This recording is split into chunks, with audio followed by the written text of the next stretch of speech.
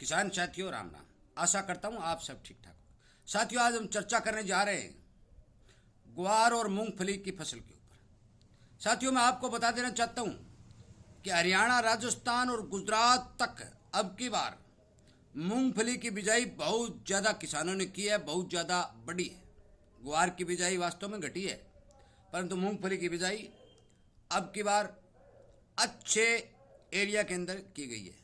परंतु मेरे पास बहुत ज़्यादा किसानों के फ़ोन भी आ रहे हैं और कई किसानों के व्हाट्सएप पर मैसेज भी आ रहे हैं और वो किसान ये बता रहे हैं कि हमारी मूंगफली की फसल की जड़ें काली होती जा रही है और ग्वार की जड़ें भी काली होकर पौधे मरते जा रहे हैं। साथियों मैं आपको बता देना चाहता हूँ कि मैंने जो शुरू में वीडियो बनाए थे उन वीडियो में आपको ये बात अच्छी तरह से बताई थी कि भारत का कोई भी ऐसा क्षेत्र नहीं रहा है जिसके अंदर हानिकारक फंगस ने अपने पैर नहीं पसारे हैं।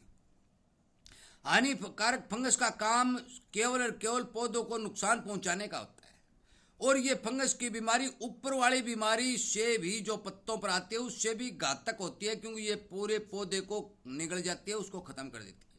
जिस प्रकार नरमा में उखेड़ आना, बिल्ट रोग आना, अब ये काली जड़ें होनी, मूंगफली की काली जड़ें होनी, मूंग मोट के पीले पत्ते होने, ये टोटली जो बीमारी हैं ये फंगस के कारण पैदा होती हैं। ज़मीन के अंदर जो हानिकारक फंगस है उसकी संख्या जो है वो ज़्यादा बढ़ चुकी है, जिसके कारण ये पौधे को नुकसान पहुंचाती है।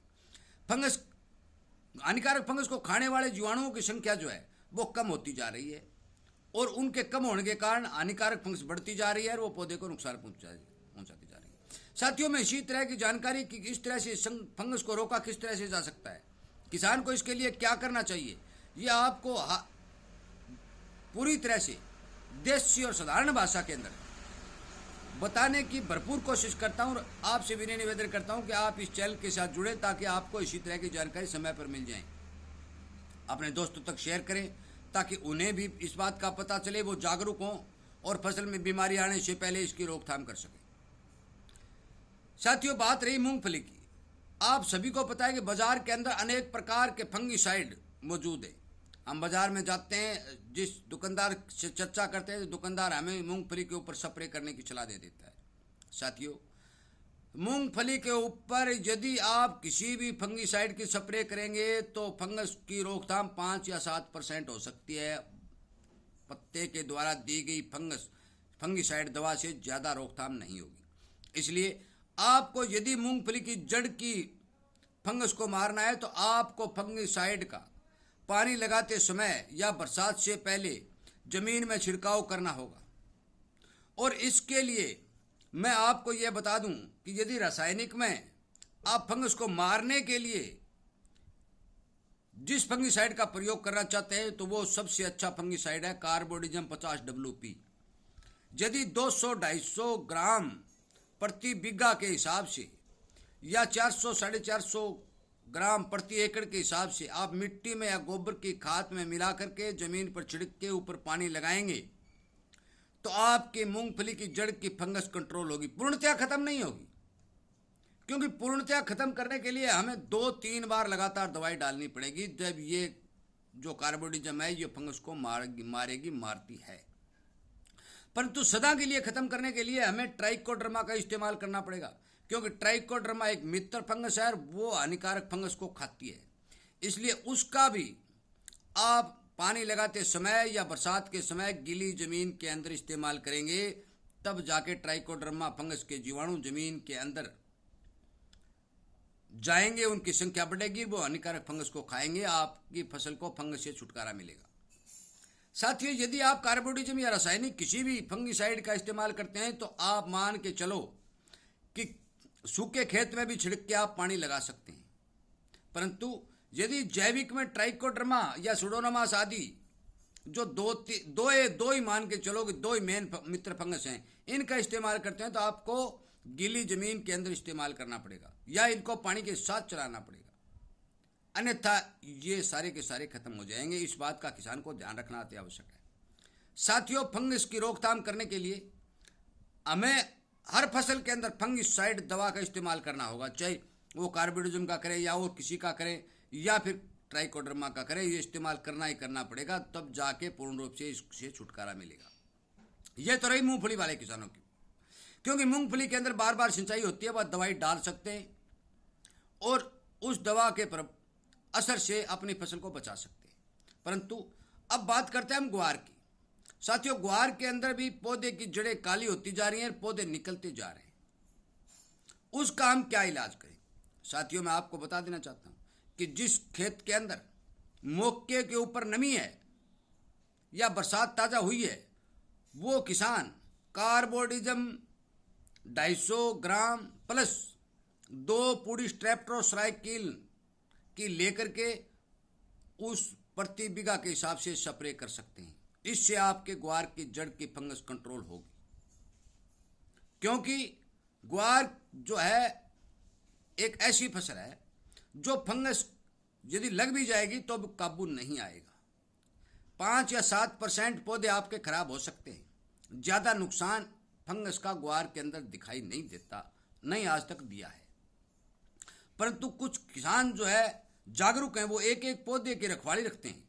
तो आप मान के चलो कि उस ग्वार की फसल के अंदर आप कार्बोडिजम प्लस टेट्रासाइक्लिन पुड़ियों को लेकर स्प्रे कर सकते हैं, इस स्प्रे के द्वारा आप अपने ग्वार के पीलापन को भी बचा सकते हैं और अपने ग्वार की फसल को सुरक्षित भी रख सकते हैं। क्योंकि ग्वार के अंदर हम बार बार पानी नहीं लगा सकते, जमीन में दवा नहीं चला सकते, इसलिए हमें स्प्रे का सहारा लेना पड़ेगा। साथियों, यदि आप समय पर इस तरह की स्प्रे कर देते हैं, समय पर इस तरह की दवा डाल देते हैं, तो आपकी फसल बचने के पूरे पूरे चांस बन जाते हैं। परंतु आप सभी को पता है कि बहुत दिनों से बरसात नहीं हो रही है, सूखा जो भूभाग है बहुत बड़ा अब तक बिल्कुल ही कम नमी से जूझ रहा है। मैं आपको बता देना चाहता हूं कि बिना बरसात के कोई भी स्प्रे ग्वार के ऊपर न करें, क्योंकि आपको कोई रिजल्ट नहीं मिलने वाला। चाहे जड़ काली हो, चाहे पौधे खराब हों, परंतु बिना नमी के कतई कोई रिजल्ट नहीं मिलेगा। इसलिए मैं आपसे विनय निवेदन करता हूं कि आप जब भी कोई भी फसल हो उसकी बुआई करें, आप किसी न किसी तरह का फंगिसाइड अपनी ज़मीन के अंदर, गीली ज़मीन के अंदर छिड़कने के बाद उसकी बुआई करें और उसको अनाज की बिजाई करें, ताकि आपकी फंगस कंट्रोल हो सके। एक दिन में यह काम नहीं होगा। यदि आप ट्राइकोडर्मा का इस्तेमाल बार बार करें, 3-4 वर्ष तक लगातार करेंगे, तो आपके खेत की फंगस कंट्रोल होगी। और यदि कार्बोडिजम का या कोई अन्य फंगिसाइड रासायनिक आते हैं, उनका यदि इस्तेमाल करेंगे, तो हर फसल के अंदर 2 या 3 बार आपको उनका इस्तेमाल करना पड़ेगा, जब जाके आपके फंगस कंट्रोल होगी। साथियों, मैं आपको बता देना चाहता हूँ कि ग्वार के अंदर आप बिना बरसात के स्प्रे फंगिसाइड की न करें, क्योंकि आपका खर्च लग जाएगा, आपका टाइम वेस्ट हो जाएगा, आपका मेहनताना भी नहीं बनेगा। परंतु जहाँ जहाँ पौधे खराब हो रहे हैं, वो यदि थोड़ी बहुत नमी 5 आंगड़ 7 आंगड़ बरसात आपके एरिया में हो जाती है, तो आप इस स्प्रे का प्रयोग कर सकते हैं। क्योंकि ग्वार में जब आप स्प्रे करेंगे तो आपकी दवाई, अब तक ग्वार बड़ा नहीं हुआ है, छोटा है, तो आपकी दवाई स्प्रे के द्वारा जमीन से स्पर्श करेगी और जमीन में जाएगी और वो फंगस को मारेगी। परंतु मूंगफली में ऐसा नहीं होगा। मूंगफली में स्प्रे करेंगे तो मूंगफली ने जमीन को पूरी तरह से ढक रखा है, वो दवाई जमीन पर नहीं जाएगी। इसलिए आप कृपया करके ये दोनों ही ट्रिप यदि अपनाएंगे, तो जिन किसान भाइयों के ग्वार की फसल में नुकसान हो रहा है वो, और मूंगफली के फसल में नुकसान हो रहा है वो, उसको कंट्रोल कर पाएंगे। मैं ये नहीं कहता 100 का 100 आपका फायदा हो जाएगा, परंतु आप नुकसान से बच जाएंगे, कंट्रोल हो जाएगी। क्योंकि मूंगफली यदि खराब हो जाती है, उनकी जड़ का विकास नहीं होता है, तो आप ये प्रोडक्शन घटने की पूरी संभावना बनती है। मूंगफली के अंदर आप 80 WP वाली सल्फर, जो सल्फर का भी काम करती है और फंगिसाइड का भी काम करती है, वो भी पानी के साथ चला सकते हैं, मिट्टी में मिलाकर छिड़क सकते हैं, गोबर की खाद में मिलाकर छिड़क सकते हैं, किसी भी तरह जमीन में उसे डाल सकते हैं, तो वो भी मूंगफली के फंगस को मारेगी और मूंगफली की पैदावार को बढ़ाएगी। परंतु ग्वार में सल्फर का कोई रिजल्ट नहीं आने वाला है।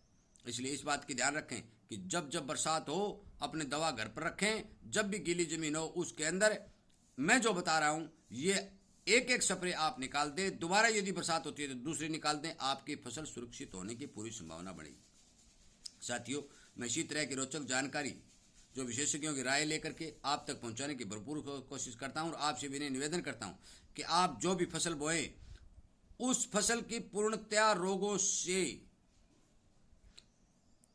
बचाने का पूरा प्रयास करें, अन्यथा रोग फसल की प्रोडक्शन को 25, 30 और 40% तक खत्म कर देता है। कृपया करके मेरी बात पर ध्यान दें, इग्नोर न करें। हर किसान को इस बात से अवगत कराएं, उसे समझाएं, और इसी तरह की जो जानकारी आपसे के पास पहुंच रही है, इसी तरह की जानकारी आप उसे देकर उसकी फसल बचाने का प्रयास करें, ताकि किसान हित के अंदर काम किया जा सके। साथियों, वीडियो सुनने के लिए, लाइक करने के लिए, चैनल के साथ जुड़ने और शेयर करने के लिए आपका बहुत बहुत धन्यवाद।